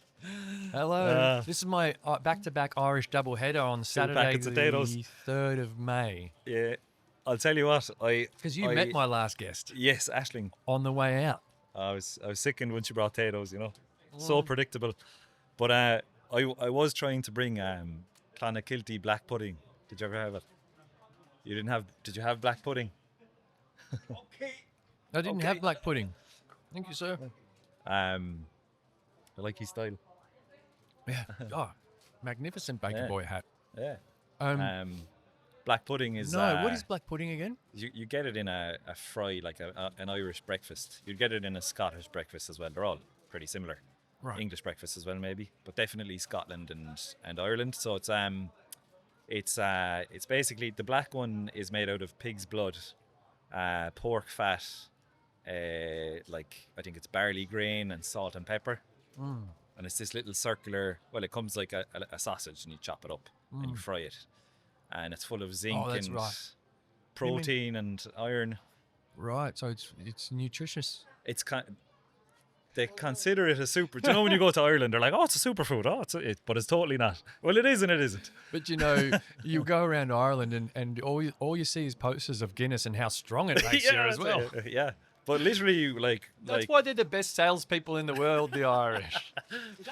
literally in like when we were kids. Now it didn't happen to me, but my friend went to the doctor like fatigue and stuff like that as a kid, and the doctor literally prescribed a pint of Guinness You're per night, kidding. a can of Guinness per night. Literally happened, and it was very common, especially before that time, like in the 90s, 80s, full of iron. And he was, as a kid, had to drink Guinness, like, which is crazy. But tell me he got better. Oh, Tell me this doctor was onto something.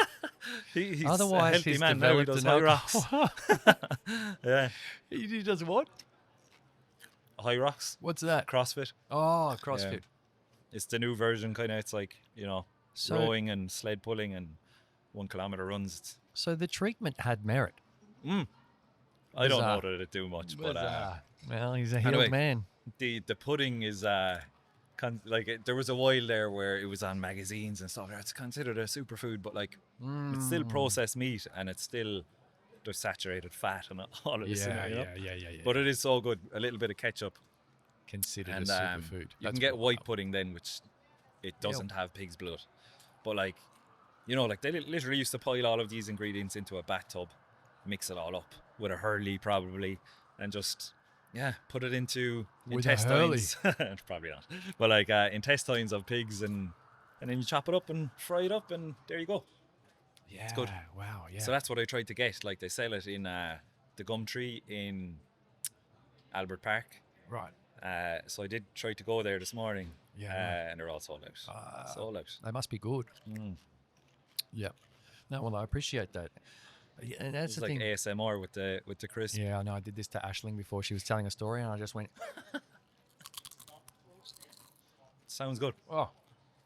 You can only get that kind of crunch from Tato's. I know.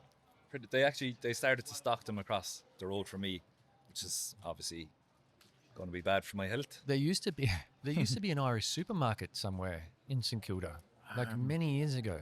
All I don't know if they, obviously, you would have heard of them if they were still around, but Yeah. because I've had Irish mates here who told me about it, and they were like, that's their place where they can get the stuff that is from home. The bits from home, Yeah. yeah. There is a, what's it called? There's the Humble Spud, I think. It's kind of a takeaway, and they do like chicken rolls, and they do like a Chinese Irish menu, like the Chinese food. You would have had like the Chinese food back in Ireland. No. It's very different. It's much more gooey and slimy, Right, okay. much more unhealthy than what you'd get in Chinatown here. Like it's real, like, just bad. Yeah, I didn't have Chinese food. Yeah. I was in this pub somewhere in Leitrim once. We went across the road to get we got curried chips. Curry chip, yeah, with cheese. Curry chip and cheese. My mind was blown. Yeah. Fall asleep about an hour after it. I It's good though. went back for seconds. one time. Oh, it proper fills you up. That garlic chip and cheese. Did you get that? Yeah. No, Oh, yeah. it's just the basically. curry. Yeah.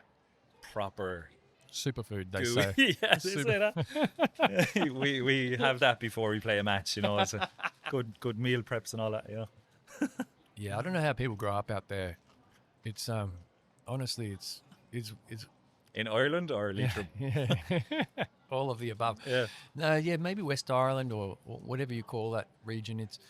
It's cold, and there's long distances between your mates' houses. You know what I mean? Like it's not It's like the suburban. outback, you know. You know, it's not the suburban like here in Melbourne.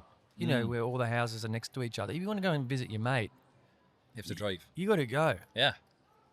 That's Yeah. where that's it's like what living in country Victoria or something. yeah. That's where I grew up now. I like you'd have a few houses you'd like across the road and stuff, but like definitely to get to mates' houses you'd have to drive like it's just surrounded by love fields it. and cows and stuff like that. I love it. Yeah. Yeah, when I Still was not out too there, far from the city though. well, that's it. I was like, if I lived in Europe, maybe there's a couple of places I would consider as a great place to settle, and one of those was like the west of Ireland, because I just love the quaintness of like Donegal. Oh yeah. Like, how good's Donegal? Beaches and everything there are unbelievable. Yeah. But you're so far away from like, you know, the tourist trap riffraff of Europe. But you're so close that if you want to get involved in any of it, you're not like you can just go Yeah. and you're just there. Because I like those quiet places. Also, San Sebastian in Spain as well. I thought you were about to say Ireland. I was like, oh. San Sebastian. Yeah, In Spain. yeah, in Oh, yeah. Spain. So do you know? So you're going to Spain? We're You told me thinking you- thinking of Spain, yeah.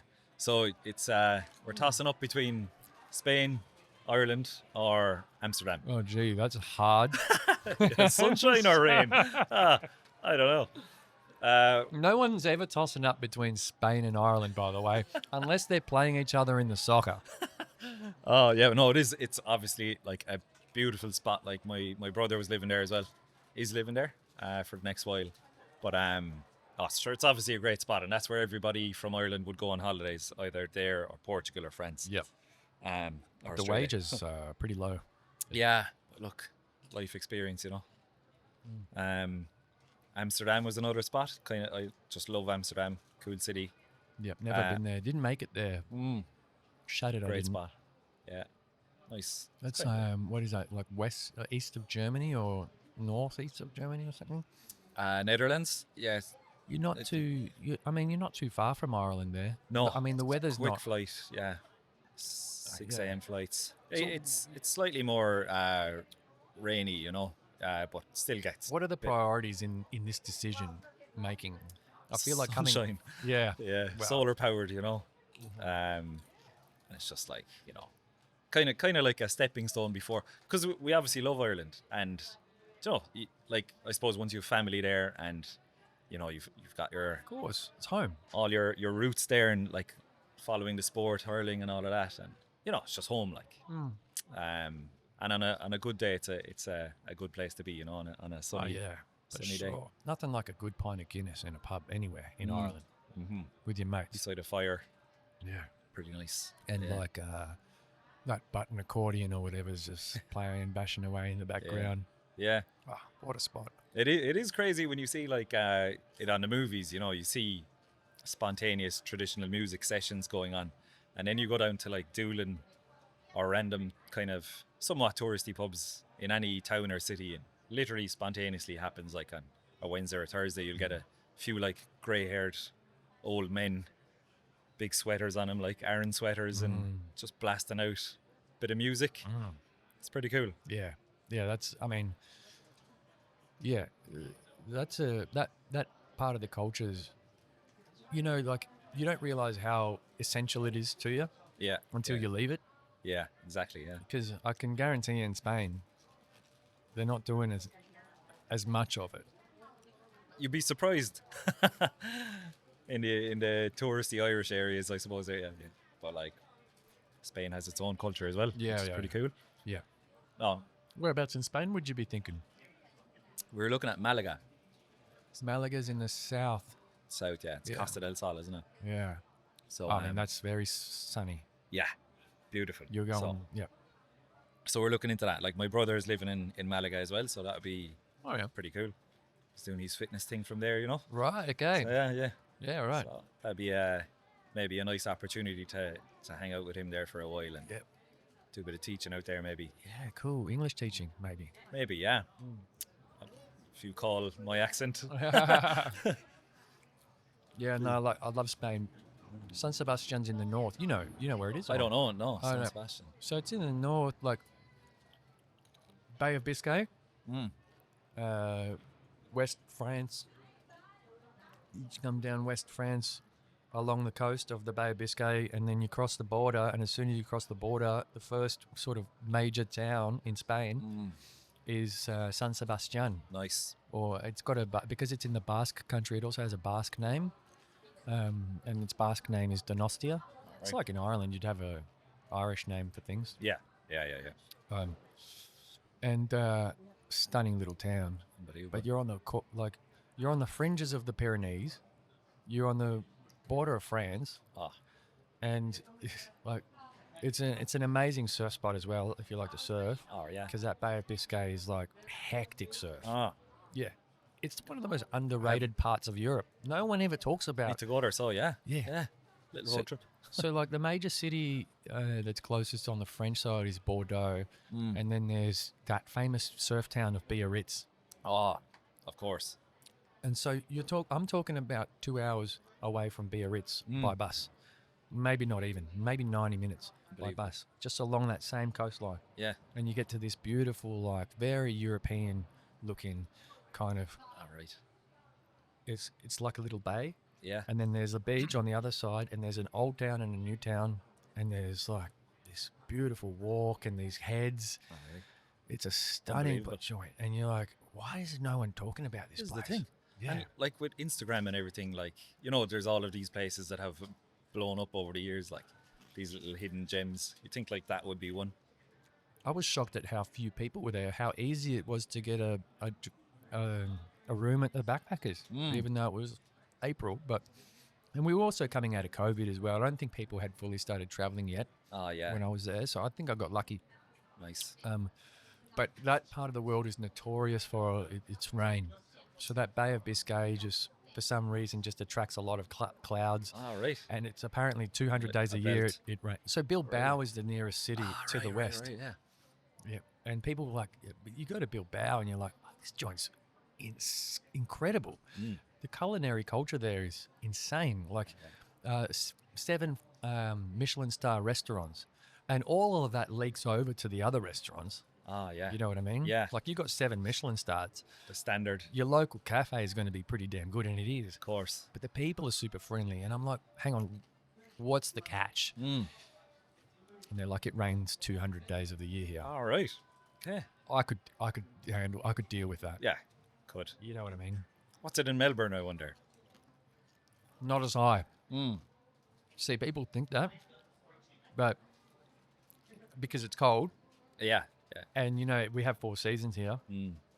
But I was recording through the last winter here, and I was like, oh, how am I going to record through the winter? It's going to rain all the time. Yeah. Barely rains. That's it. It stays dry. It's just like, Just freezing. yeah, it is pretty cold now, I Yeah. must say. Surprisingly cold. Like, obviously coming to Australia, you think, it's going to be still wear shorts and t-shirt. This is what I said. This is what I said to this Chilean girl the other day. Her and I were texting back and forth because of work. And she was, I was like, oh, yeah, so why'd you come to Australia? She's like, oh, the weather. And I was like, you're in Warrnambool. And she's like, oh, no. And we started laughing about it by laughing emojis. Yeah. And she's like, yeah, Australia, I thought it'd be warm. And I was like, so no one actually looks at the map. Sees how south it is. Firstly, sees how south it is.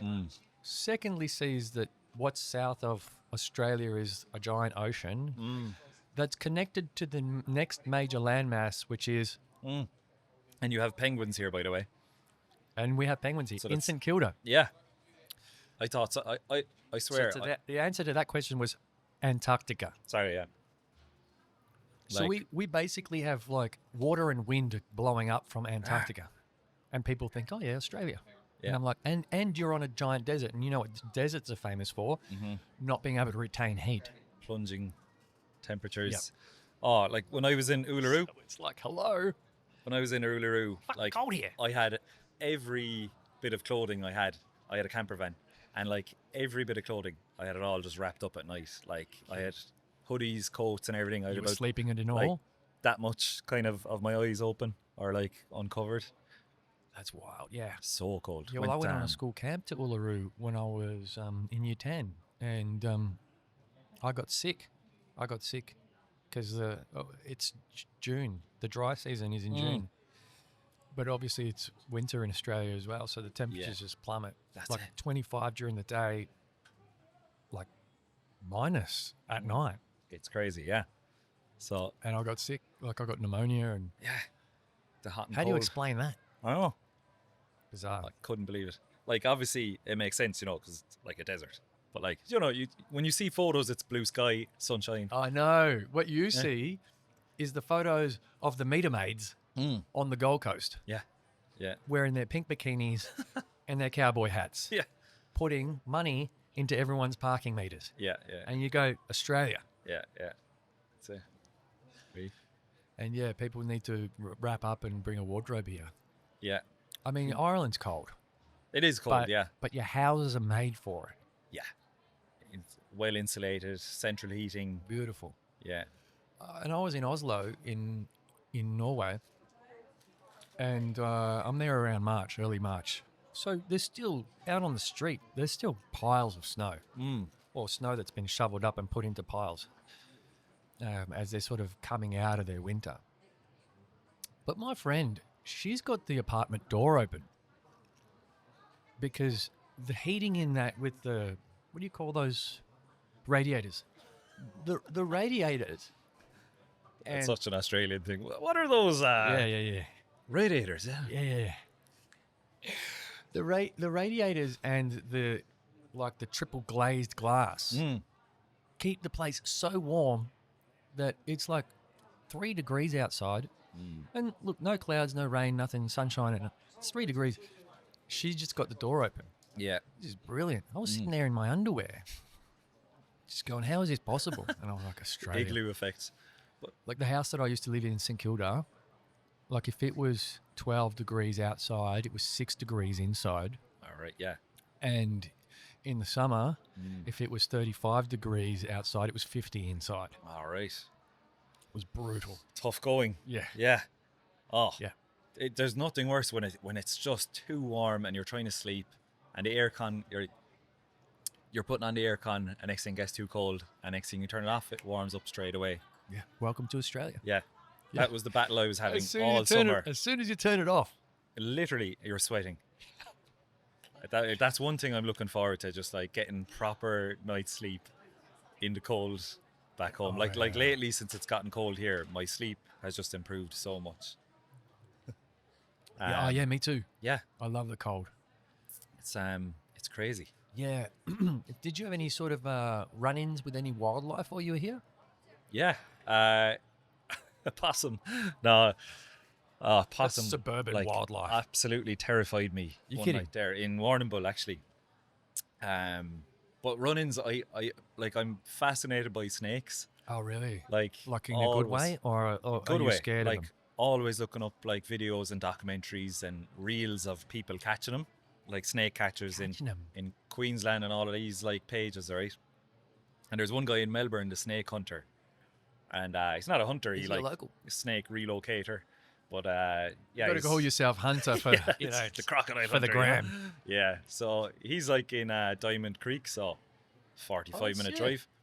And So you went to see this guy? I literally messaged him. It was so weird, but I was like, do you know what? I'll just message him.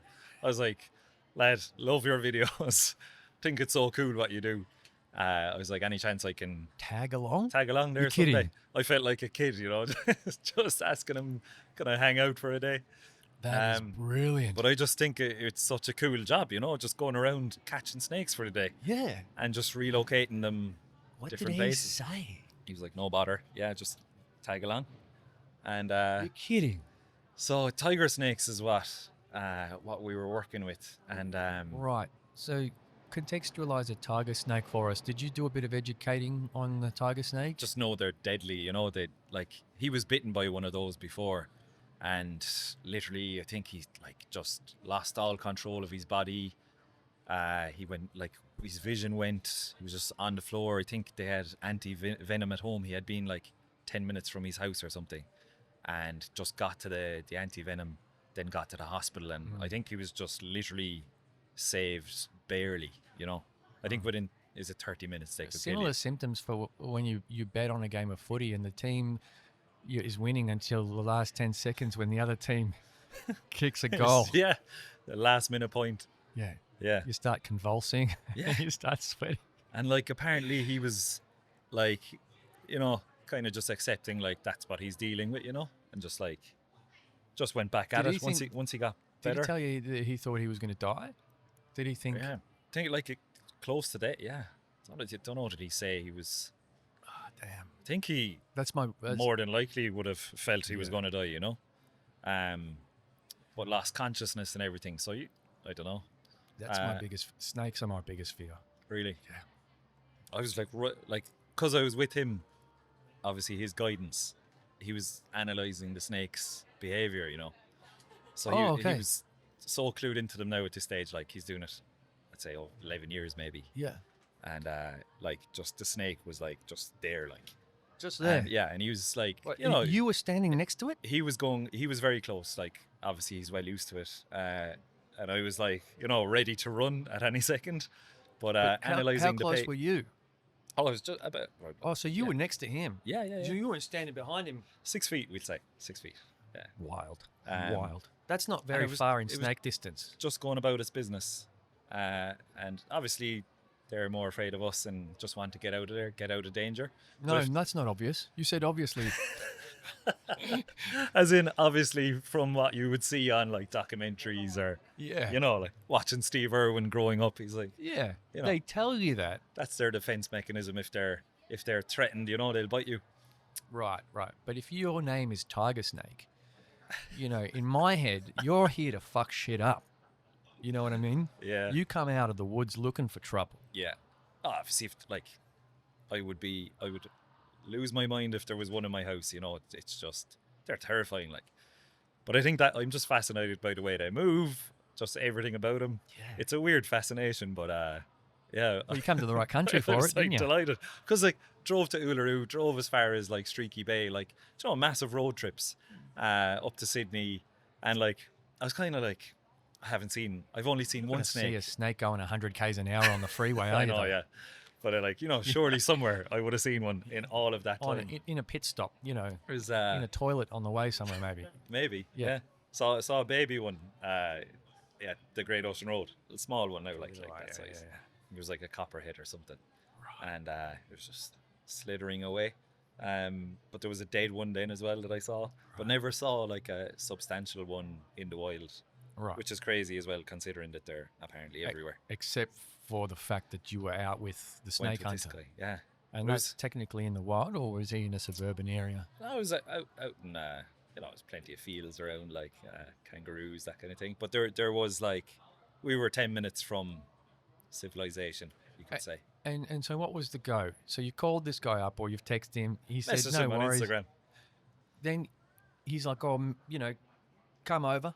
Yeah. Is it like a work day? Is he going, oh, I take off at 9 a.m., be Just- here by 8 or whatever? Yeah, he said like call over at 9 o'clock there and we'll release a few snakes. So we were releasing them. Oh, releasing. And So he had a few in his bag or whatever. yeah, he's got ones, because he was saying he catches like 15 a day during the summer months, and that means he has 15 to release then in suitable locations. Obviously, that's not going to be near footfall or houses or anything. Like, you can't obviously release it on people's land, so he has to find 15 spots the next day while catching another 15, getting call outs. Where's he got all these snakes? Just in a shed out the back. In his house. In these kind of special boxes that he has. Yeah, pretty cool. That's Such an interesting dude, like such an interesting job to have. I know. Hey, if you're listening, Snake hunter. But imagine like waking up, getting a phone call, get called to a playground or a hospital or somewhere, and you just go catch the snake into the box, Yeah. relocate. Well, I mean, yeah, I mean, it's cool if that's your job and everything. I'm just kind of curious about your involvement and how, because obviously he's a professional, but he didn't have insurances or anything for you. You know what I mean? Like, he didn't know who you were. Like, so has he given you a bit of an OH and S spiel? Yeah, of He's course. like, you Like he does stand there. educational workshops and everything. Oh, yeah, okay. for the public and schools and everything like that. Yeah. So he's not just some loose unit that's No. running around going, fucking have a look at this one. Fucking throws one on Throwing you. snakes around. No. He's the real deal. Like, he does educational workshops and works safely. The Like, name's he didn't Snake just say Hunter. walk over there and stand beside that snake and see what Yeah, happens. I'm picturing a guy in a leather vest. Because like I just grew up obviously in Ireland, like watching I'd say, imagine there were some Irish people to see Tatos there, it'd be like, Yeah. but I grew up in Ireland just watching like the crocodile hunter Steve Irwin, and him handling crocodiles and snakes and all of this. Used to be fascinated, like, and David Attenborough documentaries, like that was like my go-to thing, Right. So I was like, gosh, I'm not seeing any snakes. We're coming into winter. I need to see a few here, like, so. That's Such a great- weird thing, I know, but like, No, I like that. That's industrious. That you tried to figure out how to solve the problem of not having seen any proper wildlife here, and that you've just the critical thinking brain kicked in and gone, why don't I just text a snake Exactly. hunter? people usually look, if I tell anyone, they kind of look at it like they're just like, what's wrong with you? Like, Yeah. Well, yeah. Yes, that too. Mm. But also, what a great idea. And that was a great. So you spent what, like an entire day with this guy? Just the morning. Yeah. And Got a chicken kebab then soon after, and I was conscious that I was after. He let me handle some of the safe snakes, like the ones that he would use now in educational workshops, like so what is that? What the are they? ones that wouldn't bite you or Yeah. anything like that. So So he let you handle those. He just goes here. these pythons, black-headed python, I think. It's, Yeah, but they strangle you, don't they? they would strangle you, Yeah. So he's got to stand by friendly and just snake, make you sure know. that it's not wrapping up, No, I don't- coiled up around you, and you're not going blue. I don't think this one would strangle me. Right. Okay. Maybe some of them would, but I'd say this guy was safe enough now. Yeah. But, yeah. You didn't think you were big. You were small enough for food. Apparently, this particular one would only eat something the size of its head. Oh, okay. Right. Yeah, What a waste. think about that. Yeah. What a waste. Yeah, Poor little mouse or whatever it is. yeah, Yeah. opportunistic. Like a bush mouse. Yeah. Yeah. Pick on something your own size. That would have been an awesome experience. I know. So now I'm kind of thinking, who else can I reach out Well, to? how much time you got left here? August. Yeah, right. So you got a bit of time. Diving with sharks. What's next? Yeah, diving with sharks, maybe. Yeah. Yeah. You would have, could have, should have done that in South Australia. That's where you do it. I've seen too many videos of sharks breaking into cages. You're kidding. And stuff. Yeah. I've never seen that you video not? before. No. There's a few I videos where haven't. they just make they get in over the top, or they just are able to open You have now set me up for a mad binge tonight. I'm going to be scrolling like wild. out catching snakes. I didn't even realize. Louis the snake catcher. No, I'm going to be looking up the sharks getting into You cages. should get him on. Actually, you should get the snake hunter I on. should get him on. He's in, like he does that, and then I think he's in law or something. I'm not I too thought sure. you were gonna say He's comedy. in something like that. Like So the there's other two 6 snakes months. in a bar. There's 6 months of the year. And one says to the other. Oh, but Sorry. he Yeah. does like So he's a lawyer cold, as well. cold plunges and all this as well. Like I think Oh, he he's hard. runs workshops and all this. So he's an extreme dude, Yeah. I love that. Yeah, I should get him on. wealth I'll of reach out knowledge. to him. Like it was like he'd be so good on this now. Like just information, just such, and he writes children's books. This guy's a legend. Yeah, This is a Snake character, and you reached out to him. See, that's Yeah. the kind of like you said before about Australia and the weather. Like you think, oh, Australia. You think, oh, Australians. Mm. No, we're not like that. We're gentrified. We're city people. Yeah. You know, we're suburban at best. Melbourne is very like European looking, isn't it? Yeah. And we're a little bit, you know, we're a bit different, obviously, culturally, but you know, like you don't meet those characters just walking around the street. Nah. You had to go and find one. Yeah. But you would meet them, wouldn't you, out in the countryside, like Yeah, in the absolutely. tough. No fear of wildlife. Yeah, well, you need to be diverse when you live in the countryside. You need to have skills, mechanical skills. You need to know how to operate machinery. You need to know how to fix your own car. And you need to know how to catch shit that's in your house. Yeah. Get rid of it. Yeah. Yeah. No snake catchers around. I'm more of a spider guy. Yeah. Spiders I can deal with. Yeah. Snakes aren't. I just think you're either a spider guy or a snake guy. Spiders, though, like, they're a lot more stealthy, aren't they? What do you mean? Like, More stealthy than a I snake? know a snake is stealthy, but at least they're larger. You can see them. Yeah, so you Whereas can a see spider could just be under your pillow or Ah, drop yeah, down that's from the right. ceiling. You're You right. know, Yeah. new fear. Yeah. Yeah, but a lot of spiders are how you describe the snake. They're kind of a bit scared, Yeah. except for the funnel web. You don't mess with the funnel web. No, the funnel web will fuck you up. It puts its little front things up, its legs, and then lifts its little fangs up, and it's basically wants to brawl.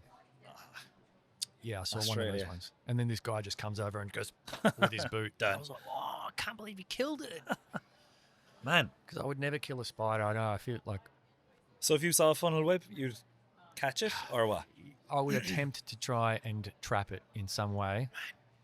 So like it gets its fangs in it and it tries to like kind of. It's a display of aggression. All right. It lifts up its front legs and it shows you its fangs and goes, you fucking come anywhere near me, I'm is going to cool. mess you up. That is cool. Yeah. It's the only aggressive spider I've ever seen. You know, the other famous spider here is the redback. Yes. Okay, so if you find a redback,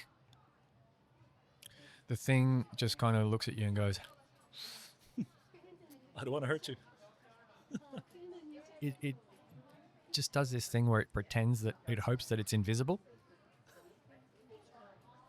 But, you know, you got a big red stripe on you, I can see. Yeah.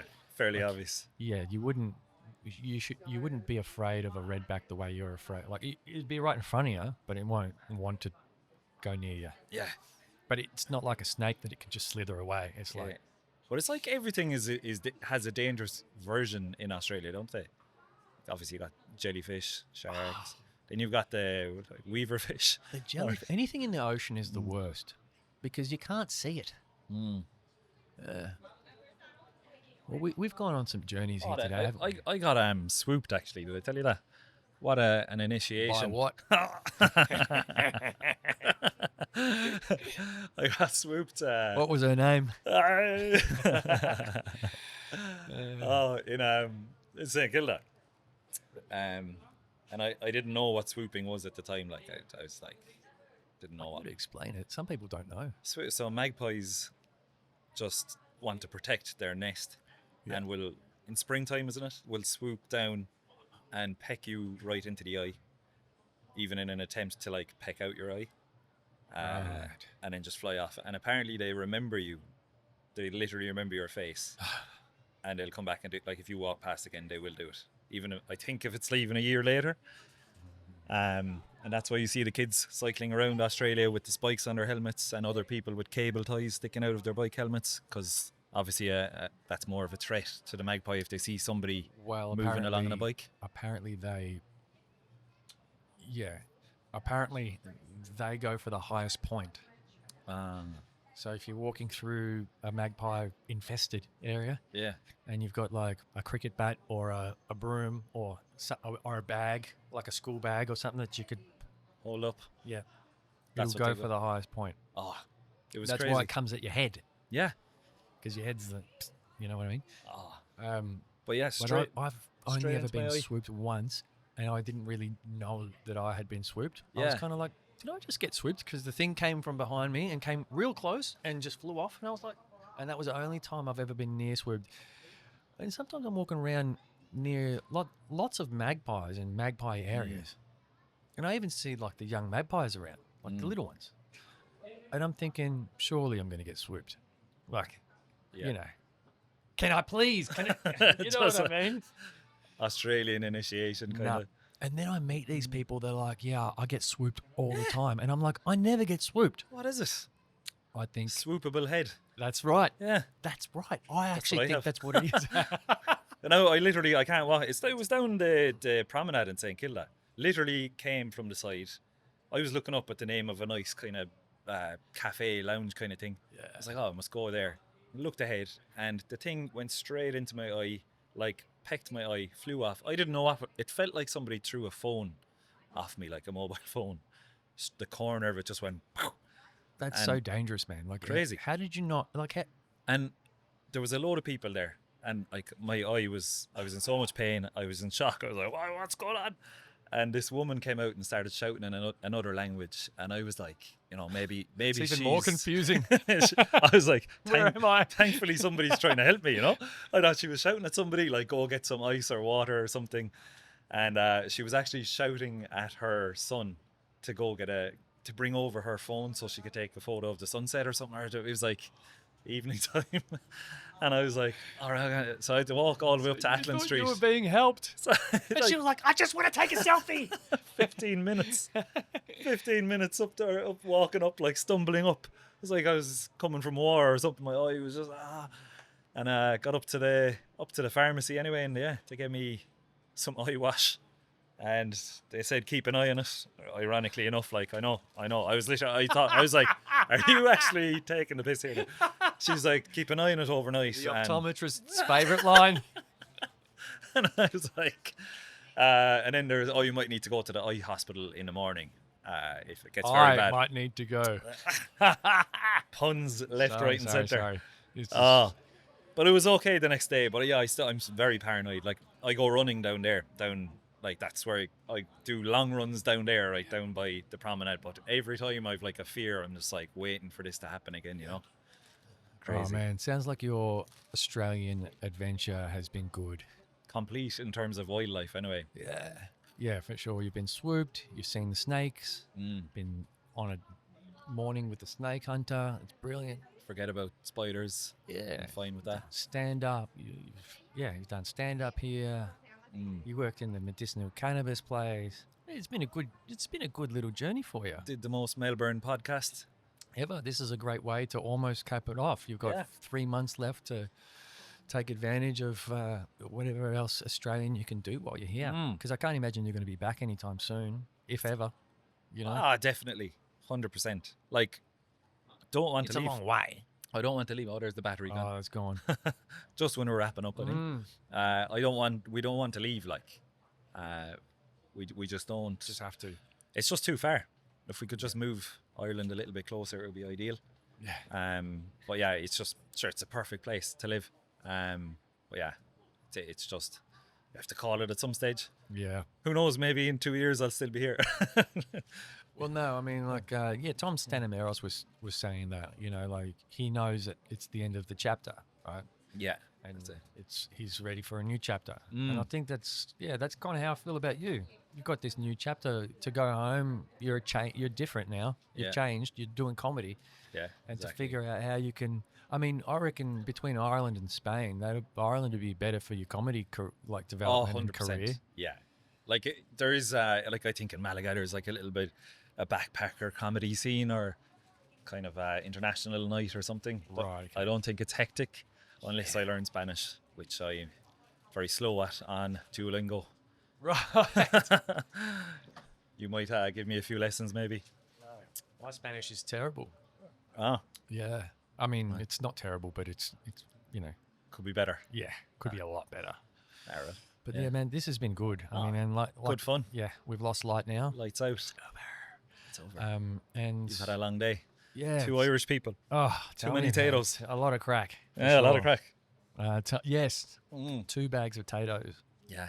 So yeah, it's been great to have you, man. Thanks for Good fun. agreeing to do this with me, Yeah. and I'm glad I'm able to be part of your Australian adventure. And like I said, I saw you on stage that night, and I just loved it. Yeah, yeah. It was I got to get this going on. yeah, so funny how that happened. Like, You're like the smiliest guy I've probably ever had on the podcast too. You're never not smiling. oh, That is great. look, That's I'm it. unconscious of it. It's like I'm just trying to. Yeah. Oh, Yeah. Yeah. No, but yeah. Well, I guess that's a good way of wrapping it up. I suppose. I yeah, don't that's know. it. Is there No, any- it's been pretty fun. Love Yeah. what you're doing with this. Ah, So cool. Like Peter with his addition to that oh, there. Yeah. What a yeah. guy. Yeah. Well, I mean, I like this space to be left a bit natural, you know. But Temps has come in and really tagged it in my name, Oh yeah. and I'm like, oh, Temps, can you stop doing that? You know. Yeah. I want the other art to be here, but yeah, this has been this is new since the last time I was here. Yeah. Lest we forget. And yeah, as you continue to follow the podcast from wherever you are in Europe, you'll see the backdrops change. Oh yeah. Moving backdrop. Yeah.